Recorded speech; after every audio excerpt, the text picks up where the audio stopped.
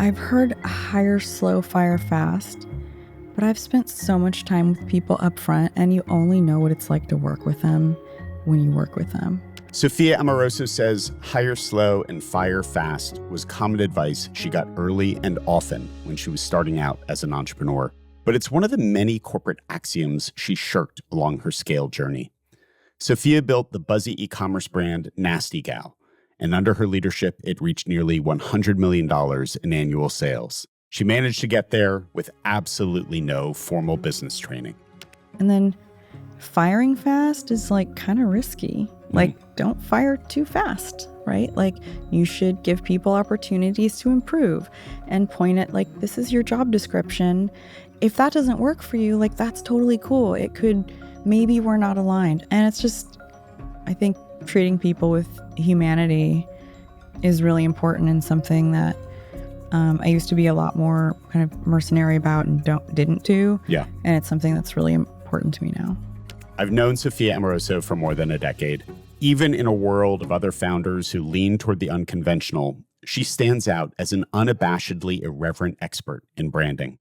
She's also the first to admit that she learned a lot of entrepreneurial lessons the hard way. This is Masters of Scale. I'm Jeff Berman, your host. Today, we're going to hear from Sophia about scale lessons from her first two ventures: the apparel brand Nasty Gal, which she started in her early 20s, and the Girlboss Media empire that became her personal brand. But first, I wanted her to catch us up on what she's been doing since exiting those businesses. Sophia! Hi. Welcome to Masters of Scale. Thanks for having me. It's nice to see you. It's always nice to see you. Tell us about business class first, if you would. Yeah. So I started business class during COVID in 2020, and it was I want to go back to bootstrapping, right? And it wasn't wow, I want to start a big business. It was, there's all these amazing tools at my disposal. I have so much to share. I've been through the gauntlet, right? I've been through experiences that very few entrepreneurs have, and I've seen the ups and the downs and the guts, and I just wanted to share that. So I put together a course for entrepreneurs. It's mostly bootstrap entrepreneurs in the program. It's a membership, and you get 8 hours of trainings from me where I go through everything from finding product market fit to putting your brand together and naming your business and all the weird kind of sideways ways that I did this in a way that other people didn't. And then some things that I've learned that are more traditional. Maybe you might learn this in business school, or I've learned from really amazing executives that I'd have had the pleasure of either employing or working with or knowing along the way.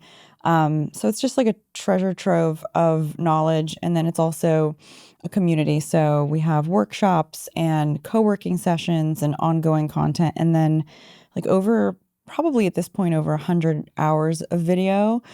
I think part of what's so interesting about this is not only does it build on the crazy, incredible experiences that you've had and relationships you built, knowledge that you have, but it's a way to scale yourself, right? Because you can't do this in one-on-ones. It would take 29 hours a day. Yeah. I've done a little bit of one-on-one consulting, which is actually really fun, but the one-on-one stuff that I do is with the founders that I invest in. And then the way I can scale myself or be a master of scale or scale my mastery is through being able to distribute what it is that I know. And I do that for free on social platforms. And I have a newsletter with 140,000 subscribers. So I do it in all the ways that I can. But it's the more we can share what it is that we've learned, especially the hard stuff that's been really painful, and put it to use, it just feels really good to do something with it beyond internalize it and try to apply it over and over again for ourselves, but allow other people to see around the corners because of what we've been through. Yeah, and the free part is sort of the Gary Vaynerchuk give ask of it, right? Mm-hmm. It's like I'm going to keep giving you, and at some point I'm going to ask or offer you something more, and if you want to go deeper and get more, jab right hook or whatever. Yeah. Or know, like, trust. So it's I'm aware of who you are. Oh, wow, I like you and your personality. And then trust, it's oh, shit, I trust you and what you have to offer and what you're selling. And this builds on two extraordinary entrepreneurial experiences. So I know you've talked a lot about both Nasty Gal and Girlboss and other places. But will you tell us how you got started as an entrepreneur and where this journey began? Yeah. Well, I didn't mean to be an entrepreneur. I guess I'm an accidental entrepreneur. I was 22 years old and I didn't consider myself ambitious. I was just really bad at working for other people. I was pretty much unemployable. And no one really told me what a career even was. Like, were I to pursue it, I would not have known where to start. And so my way to evade working was to start an eBay store selling vintage clothing, right? Like at that time, eBay was the marketplace, and then Amazon, had like book reselling, which the first stuff I sold online was actually on Amazon as a book reseller. Really? But I was selling stolen books. Okay. I was like 17. Yeah. But I paid my rent and it was great. And I'm not proud of it, but it happened a very long time ago. Because I was like, I'm F capitalism, right? And now it's in my title. I'm a venture capitalist. But started selling vintage clothing on eBay. I followed my nose and I did a better job each week. And sales went up. And it wasn't about making money. It was just exciting. Like, wow, what can I pull off here? Like, I didn't think I could do any of this. I didn't think this was possible. Still didn't consider myself ambitious, but it was really fun curating stuff and styling it and photographing it and writing descriptions for it and seeing how much people liked it. And just having that positive feedback loop was so motivating. And at the same time, there were thousands upon thousands upon thousands of people selling on eBay who weren't creating a brand. I came out of like stripping and stealing and wasn't trying again to I didn't really care. And what I've done or how I operate just kind of naturally cuts through the noise. So as someone who grew up just really angry at authority and generally irreverent and angry, I came at it from a different perspective and am able to pull from, asymmetric references and bring them together and combine things in the same way that someone who's writing a song does, right? Like everything's referential, almost nothing's new, but borrowed from a bunch of different influences. Called it Nasty Gal, which was after this amazing album by this woman named Betty Davis, who is this amazing 70s funk singer who was married to Miles Davis and allegedly too wild for him. Wow. And her lyrics are just awesome. And I was like, okay, hippy dippy, whatever. I'm going to call it Nasty Gal Vintage. And it was just like naturally kind of edgy. A brand is so many things. Like you can't pinpoint what it is. It's the name, it's the spirit, it's what you curate, it's how those things blend together. It's the models that you cast. It's the way you style it. It's the quality of the photography. It's the way you describe something, right? It's the copy on your website. It's the design of the website. It's the user experience on the website. It's what happens when you write customer service. The brand lives within the organization. It's how people operate. It's the things that they live by. And that has to live out in like every pore of every component of your business. Like that is also your brand. All of those things matter to me. The way I slapped a label on a shipping box when I was still shipping stuff was like, that was important to me. The little handwritten thing people got in the very beginning that was like, whatever, XOXO Nasty Gal or something was important to me. And, had stickers that said, I'm a Nasty Gal, and eventually created something with Nasty Gal and eventually with Girlboss, where the name of my business was put at the end of a statement where people said, I'm a Nasty Gal, I'm a girl boss. And I think like the best and highest thing you can do with a brand is have somebody identify with it, have their identity tied to it, and have it give people a sense of confidence or see a future for themselves that they didn't otherwise. And that's like peak brand. Like that's what I'm most proud of. Yeah. I mean, it's literally building identity brands, but you've done it more than once. Yeah. Which is a stunning thing. And so when you went from Nasty Gal to Girlboss, were there lessons from Nasty Gal that you immediately applied to Girlboss that you kind of supercharged that journey? Yeah, absolutely. So, Nasty Gal, I was totally at a disadvantage. I had never worked in an office before. Every office I've worked in, my name has been on the lease of. I had never managed anybody. And then on top of that, I didn't know what leadership was, which are like totally different things. So after 10 years at Nasty Gal, Girlboss had become this whole thing. It was this book, spent 18 weeks on the New York Times bestseller list, sold 500,000 copies, became a Netflix series, and it became part of the zeitgeist in this way I could never have predicted. And so, even though Nasty Gal was eventually doing, over $100 million in revenue, the noise of Girlboss was even louder. When I started Girlboss, I wanted to be really deliberate, right? Like, I didn't want to start another business on accident, because when you start something on accident or without intention, it's serendipitous and, oh, wow, accidental entrepreneur. And look at this, unlikely, blah, blah, blah, rags to riches. Yay. Like, it doesn't scale. Like having intention at the beginning, having a foundation for how the company operates, what you think is implicit, explicit for people. Yeah. As early as you can, and reiterating it. What it means to make the implicit explicit. Like, can you give us an example of that? Yeah. For example, at Nasty Gal, right, the brand was just like lived in me, right?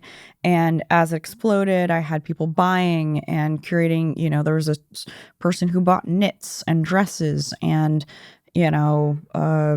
wovens and planners and a creative director and photographers and people styling stuff and hair and makeup people and people doing casting and locations and all of like a huge creative team and an in-house studio.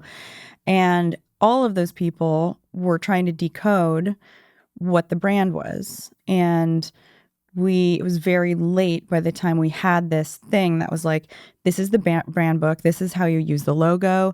This is the voice of the brand. It's this, not that. Like, it's irreverent, but it's not snarky. It's warm, but it's not saccharine, right? Like all of these things where you can point at them. And when somebody writes some copy, or when someone takes a photo, or when something is out there that represents the brand, it's not, oh, Sophia wouldn't like this, or, oh, it's my opinion and I think that's ugly, right? It's like, here's what it is. Yeah. Because at a certain point, people were just kind of trying to predict what it was, and their egos get attached to it. They're like, oh, but that's not cool. And there was conversations in rooms without me where I would hear eventually that people were saying things like, oh, Sophia wouldn't like that, which is like, oh, wow, that's cool that they, care, but also maybe they're wrong. And the people you're telling that to were like, that feels bad.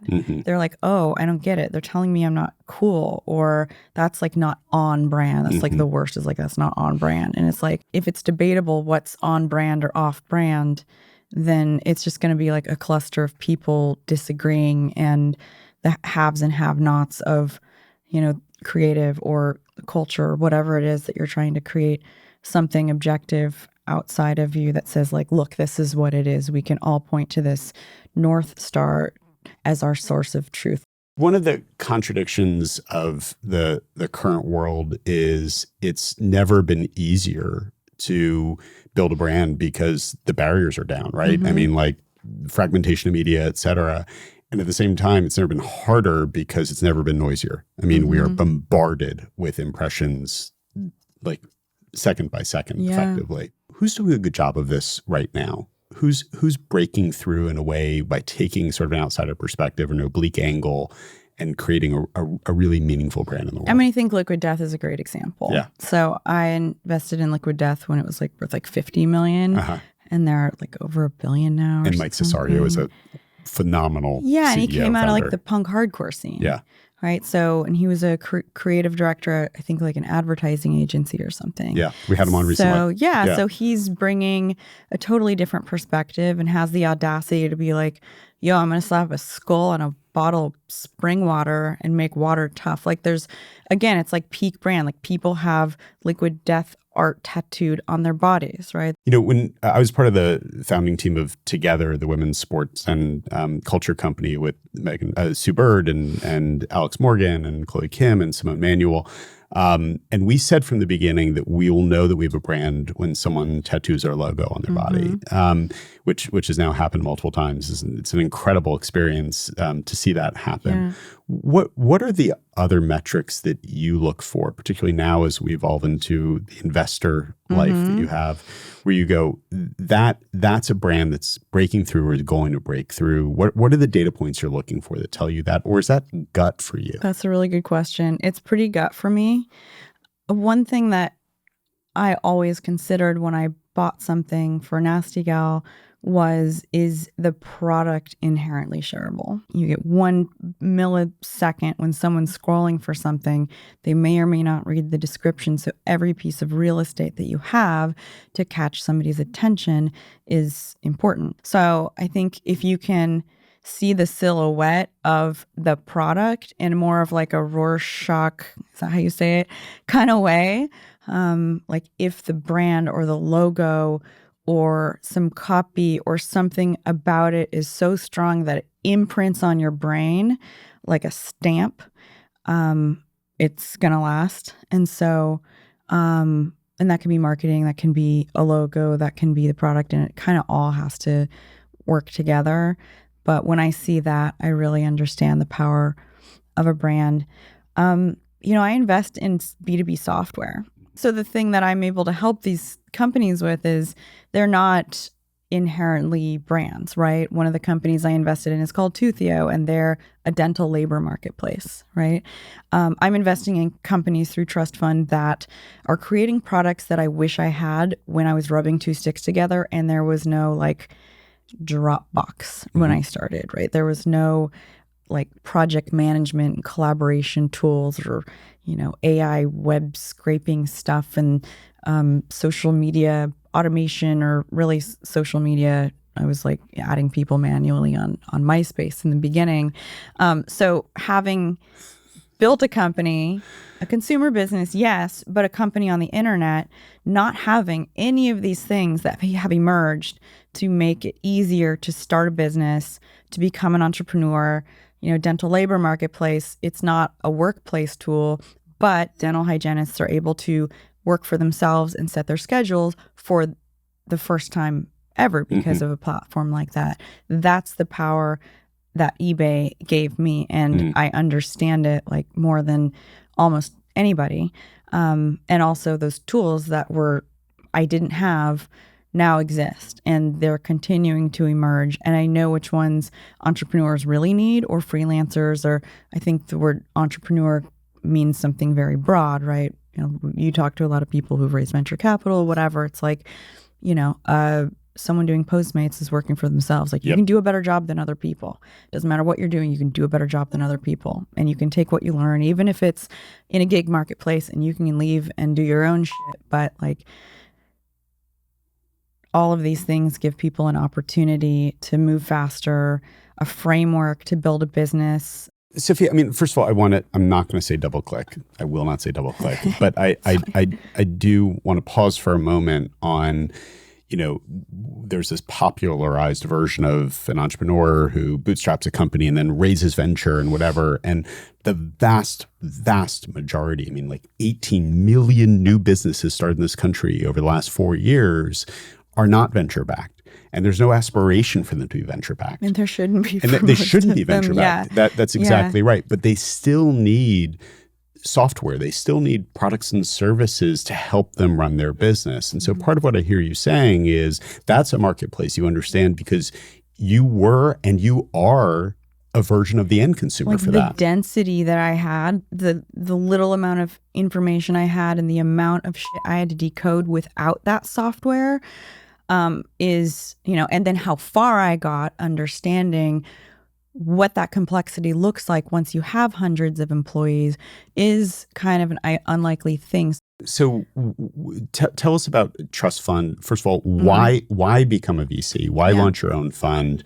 And then what is Trust Fund?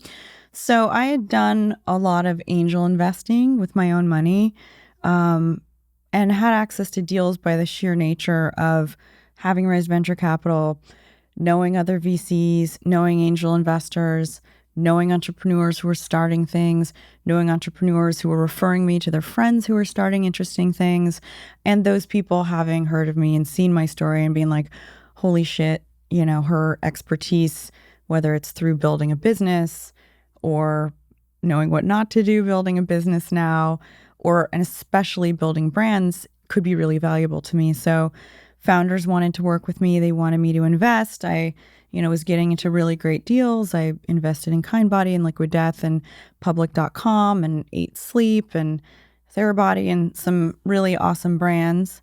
And the founders, I think, generally found me helpful and kept getting those introductions. And there's like a purity to just using what I have and sharing it. And when someone asks a question and I run my mouth and it's helpful and it changes something for them, there's no better feeling. So if that's the business I get to have, and I have the access and I have the taste and I have the track record as an angel, and I can make a material impact, and I can amplify the brands, I can work behind the scenes with the consumers, or I can work behind the scenes with the founders, and I can fundraise. It's like there's this whole combination of things, this kind of stack advantage that I have that lends itself to building a fund, having a different point of view. No, I'm not in finance, but that's not the thing that I'm going to compete and win on as a fund manager. I can learn a lot of those things, and I have so many fund managers around me and can hire people who've done this stuff to augment what it is that I don't know. But the information is out there. Everything that you need is out there. And I don't want to shortchange experience, because a fund is not angel investing, right? It's a portfolio and portfolio construction and recycling and, just stuff that I didn't know about as an angel investor. But I like learning and I like doing things that I'm not qualified to do. But guess what? Nobody is. Right. Right. That's no, the catch. it's one of the, when you referenced MySpace, one of the great lessons from my career was Chris DeWolf, our mutual friend who was the CEO of MySpace, walked into my office the day after Google bought YouTube. And I ended up overseeing the launch of MySpace's video platform. But when he put me in charge of it, I was like, Chris, I don't know what the fuck I'm doing. And he sort of stage whispered to me, no one does. Nobody does. Right? Companies that you're talking about are selling to solopreneurs, to small business owners. Those are really hard people to reach. And how do you reach them? Mm-hmm. Brand matters, right? I'm not investing in consumer product businesses. My network there is really valuable. And I can just shoot off a blurb to a bunch of CEOs of, mid-size and larger, consumer beauty, fashion, whatever businesses, and they'll take the call. Yeah. And they're converting. Like my portfolio companies are making money because of a 30-second email I shot off. They earned it. And that's a value that a lot of VCs promise and very few are actually capable of delivering on. And I'm curious, is that part of why you called it trust fund? I mean, because you're not a trust fund kid, but obviously you're someone who's built enormous trust with so many people over the course of your career. So what's the rationale for the branding there? It's just a good name. Okay. That's it. Like rich kids want to wear the bucket hat. Kids that didn't grow up with money think it's funny to wear a hat that says trust fund on it. Like kids in the Hamptons are wearing hats that say trust fund. It's just funny and it cuts through the noise. And yes, it's fun, but I could be like, yeah, it's built on trust and I never had a trust fund and I want my founders to build. I don't have kids, so I don't even know why I'm not making a trust fund for anybody. So it's just like, this is funny. And when you go to whatever, the Upfront Summit and see these, VCs I've known forever who are still at their firms or have spun out their own firms and they're like, oh, why didn't I think about that? I'm like, yeah, I don't know. It's just fun. Yeah. It's just it's just brand. Yeah. Yeah. It feels like they all work for something where it's like animal name plus tree or animal name plus field. And it's like endless copywriting fun. Like I have a pop-up on the Trust Fund website to collect email addresses and it says, we're making a racket, but it's like RACQUET. And there's like, a Ralph Lauren ad from the 80s of some like waspy guys holding, tennis rackets. And it's just like, that's very funny to me. And like, you don't forget that. I'm going to pull up our listener questions. The first question came in on LinkedIn today. Curious about where you think we are in what has been called the creator economy. Are we sort of post-creator economy? Does this have a long way to go? Like, how are you looking at that market? I think the creator economy is not going anywhere. People want to learn from people. They want to hear from people. Nobody, brands are trying to be creators. They're hiring creators.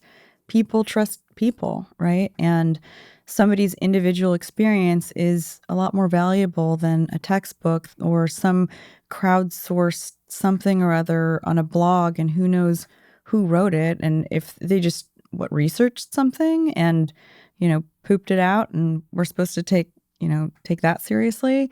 I think the quality of what it is that people have to share is going to be held. I think people will be held more accountable to what it is that they have to offer. And we're moving away from just like dumb entertainment to people having to provide value. Yeah. Nike has had, I wear a lot of Nike, but Nike's had some well-publicized troubles the last couple of years. And I think some of it is because athletes can go do things on their own, right? And even together, the company I referenced earlier with Alex Morgan and Sue Bird and Simone Manuel and Chloe Kim, like that, everyone watches women's sports t-shirt that was everywhere. That's theirs, not Nike. Yeah. So if you're talking to the CMO of Nike or the head of product for Nike, what are you saying to them about how to engage with this new world that is just foreign to kind of how they grew up? Mm-hmm. Hire young people and listen to them. Mm-hmm. They know better. I mean, even when I was in my 30s at Nasty Gal, like we hired, kids who were like, 20 years old, and they're bringing a different perspective. And you can't see that stuff from where you sit on a corporate board or, having built your own organization. So just embrace the periphery and embrace change. Because even I was kind of late when the influencer thing started happening. As someone who like killed myself to build my business, I was like, no, we are not paying people to put clothes on. Like, these people they've never done anything. And what? Like, I just fundamentally, I was just kind of grumpy because I was like, no, you should have to work hard for stuff. And that's just like, you can't like white knuckle change away. That's just not how it works. Right. And yet at so many of these companies, you hire that really sharp, ambitious, creative 22-year-old, and then you don't have a culture in which their voice can actually influence the decisions. Yeah, that's all about culture. Mm-hmm. And you can put it on the wall, but if you don't live it, and if everybody in your organization doesn't actually live it out, and it doesn't start at the top and make its way all the way down and then, back up again, and you're not listening, you're going to miss out on a lot. And I think there's a lot and I let that happen in my own company where people are saying that we have a no asshole policy, or, that people's opinions are considered and valued. And a lot of people just they've got teams under them and they think they know the shit, and they're just delegating to them, and they're not really letting them contribute. And yeah, the consequence is that maybe you're going to get left in the past, or maybe you're not going to embrace new trends, or maybe you're not going to hear new ideas from new people who are bringing in new ideas, or young people who are closer to culture.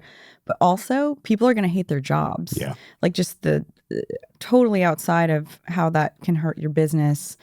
From like a marketing perspective, nobody's going to want to show up because they don't feel heard. Like, you just build a good culture, and then you can listen to people. I don't even know if it's a marketing problem. As we sit here today, a few days away from going to London for a few months, mm-hmm. Why? Because I turned 40 and I'm single and I don't have kids, and I realized I can be anywhere. And after, almost 15 years of being in businesses that I built with teams and offices I had to show up to and be kind of rah-rah, like, the world has changed. You can work from anywhere.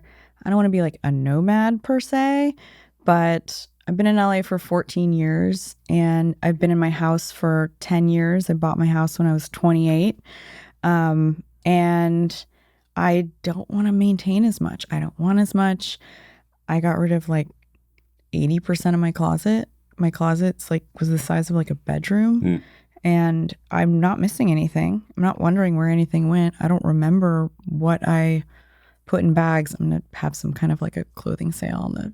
I imagine that'll do. Jenna Lyons like just did this, by the way. I think you're going to do quite well with that. Yeah, we'll see how it goes. Yeah. I just, the world has put me in circumstances I have to find my way out of. And I'm like, maybe I'll do that. Maybe I'll put myself in, an apartment in Notting Hill is not that uncomfortable, right? Like in the grand scheme of things. But it's like, I just want to try different things on for size and see what inspiration or perspective bounces back at me. And I could change my mind. That's the beauty of it. Yeah. What do you do going forward to help take care of your own mental health on the incredibly complex, demanding, relentless journey that you're on? I don't think I do a very good job. I think like the word masters is in the title of this podcast. I'm just going to like refresh everybody and be like, I don't have it figured out. Like I have ADD. I'm chaotic. I don't have a morning routine. I got really frustrated yesterday and overwhelmed, and I just like laid down for half an hour in the middle of the day, and I'm like, what is like wrong with you? I'm late to yoga. It's like I don't have a solution. I'm really grateful for what I have. I have really great friends. I'm not uncomfortable asking for help or advice or reaching out to people. I don't really like suffer in silence kind of a thing. And as like masochistic as it is and unsustainable as it is, sometimes like staying busy is not the worst thing. It's like my answer is I don't have it solved. Well, and yet I'm hearing gratitude. I'm hearing rest. I'm hearing Moto yoga. And I'm hearing connecting with friends. Okay. I guess that's like it's like a normal human answer. It's not like I take ice baths and I wake up at 7 a.m. and I, gratitude journal every morning and I don't deviate and because you hear that stuff on podcasts and it's just like makes you feel really shitty about yourself. Right. I wake up at 4 a.m. Yeah. So my answer to everybody listening is like, you've probably got it together better than I do. And the whole like habits of highly successful people thing doesn't always correlate with people who are considered highly successful. Yeah. You were incredibly generous to come spend the time with us. Thank you. Thank you for Such being a treat. here. Great to see you. Yeah. Sophia calls herself an accidental entrepreneur, and she was. But since starting Nasty Gal in her early 20s, she's become a veteran, making decisions with the intention and humility of the very best business people you could ever hope to meet. And she's sharing those lessons with all of us in her new venture, Business Class. Learn more about her online classes and community at businessclass.co. I'm Jeff Berman. Thanks for listening.